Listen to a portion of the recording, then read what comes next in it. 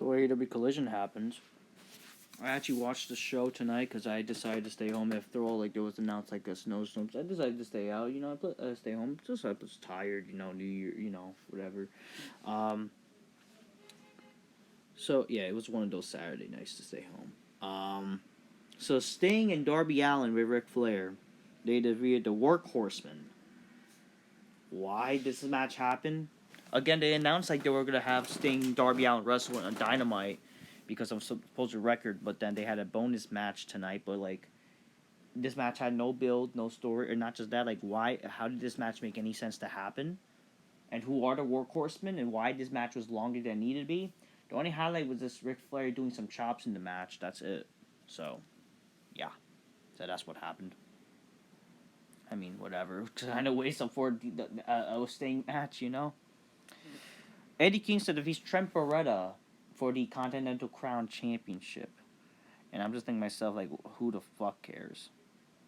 I don't know. I don't care. Like, Trent Beretta wants some useless Fatal 4 match with jobbers in it, and like, no one cares, you know. The Undisputed Kingdom retained the ROH Tag Championship. Again, this is AEW. Why are they, I don't fucking whatever. I mean, won't they make any sense? Like, why not go after the AEW Tag titles? Like, fuck this ROH shit. Like, seriously. They defeated Brian Keith and Commander. And whatever. Who cares? So, ain't this some waste of Edge? Edge had a promo. I'm sorry, Adam Copeland. Whatever. It's fucking Edge, okay? Same shit. Edge comes out. Talks about how him and Christian Cage had a hell of a like they beat the hell out of each other, and how he won the TNT Championship, but Christian won it back and says how, you know, that Edge can't challenge for some reason even back of the line, but Edge said that, you know, the difference between him and Christian Cage is that he works hard and it doesn't matter what he has to do, he'll work his way up, even though he technically should get like a rematch clause or whatever. But he says because he works hard to prove he works hard, he's going to earn his way in. And he says no matter what, he'll earn his way up, he'll work hard. And he decided to have something called like a Cope challenge or whatever, where he basically had an open challenge for anybody. And this is my problem. Like, I love Edge, obviously, but like, you know, he's one of my favorites. But it's like, come on here. Like, this is the problem with AEW. It's like, why are they doing some stupid open challenge shit? You know, and that's like, again, there's no story for this. Like, I hate when they do open challenges, and I hate when, especially with baby faces, you know.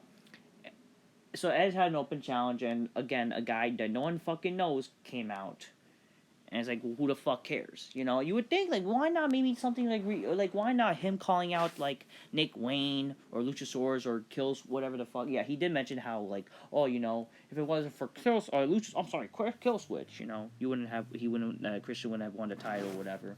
So, but yeah, Edge, he faced some guy named Griff Garrison who comes out. So to my surprise, they had Maria Kanellis. And it kind of gave me some WWE vibes, or even a vibe where I remember playing WWE SmackDown versus Raw 2010, where Edge and Maria had a fake love thing. You know, kind of brought me back to that, but it also brought me back to, you know, like WWE. Remember when Edge and Maria would interact with each other? I think back in 2006. You know, and on Raw. You know, it sucks that they didn't mention that or whatever, but they didn't even reference like how, like, you know, a little bit of Edge and Maria interacting together or whatever, but they hardly. It was just fucking this guy named Griff Garrison, for some reason managed by Maria. And he says, "You don't know who I am, but I'm Griff Garrison," or like, who the fuck are you and who the fuck cares? And great, like, and then Edge says, you know, oh, I know who you are, and I see a lot of myself in you, and I like you, but you know, you got a hell of whatever. It's like. And then he gets slapped. He's like, I don't care. And he slaps him. He says, you know, that makes me like you even more, but I'm going to beat your ass. And it's like, really, Edge? Like, come on. Can you try to be more of a badass? Like, this is the problem with, I would say this is the problem with AEW. I'm happy, sure, Edge had a match or whatever, but it felt like you should have had a match with, like, something with more a purpose and story advance and a reason. Like, why not have him versus, like, Nick Wayne? You know what I mean? Like, come on here. Where he defeats Griff Garrison with a crossface. Maria and some other guy tried to get involved who was wearing an I Heart Moms or something. I guess referring to Maria. He goes to attack Edge after the match, and he gets speared. But yeah, this was somewhat a squash match, but then like the Griff guy had a little bit of offense, which it's stupid, but whatever. I don't know. Sadly, this is one of the problems when they had like a guy like Edge, like having a wasted match. It's like they didn't need to do that. Whatever. It is what it is. I mean, it's cool seeing Edge, but like, come on here. Skye Blue defeats Kiera Ho at Battle of the Hotties, huh? They're not. I'm sorry, but one of them's not really hottie or whatever. Just saying. Cesaro or Claudio Castagnoli defeats some guy named Andrew Everett. Who the fuck cares?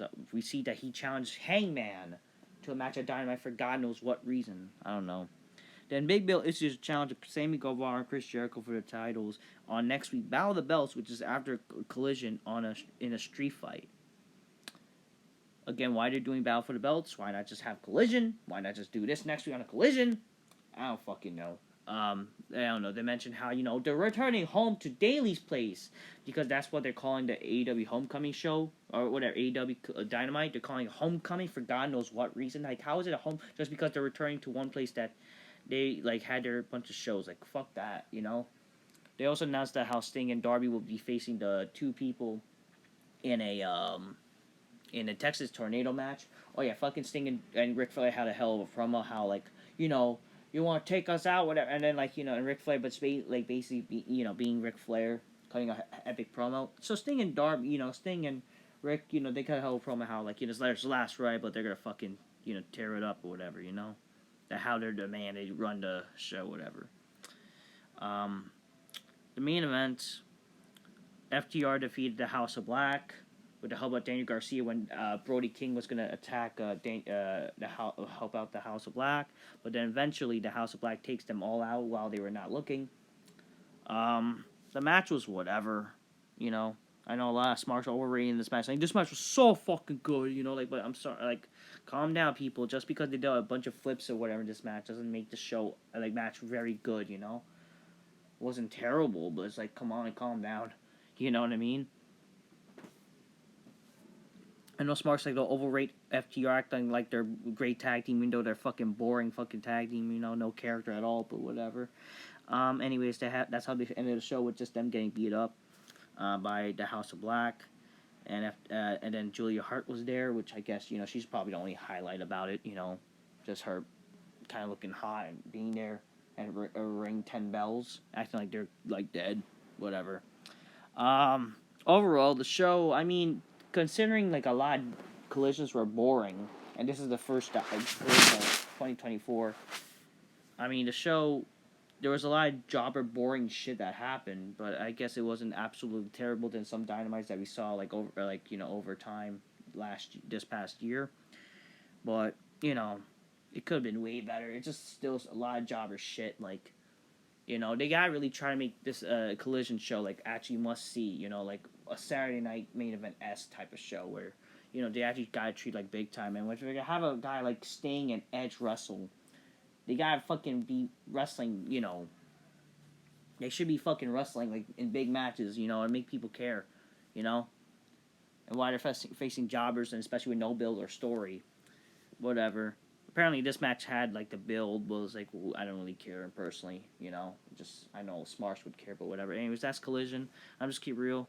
That's all I have to say. Until next time, peace out. Bye. Overall, the show wasn't exactly the worst, but wasn't really, like, intriguing much, besides, like, get his Sting and wrestling, and Edge was there for some reason, so there you go. Till next time, peace out. Bye.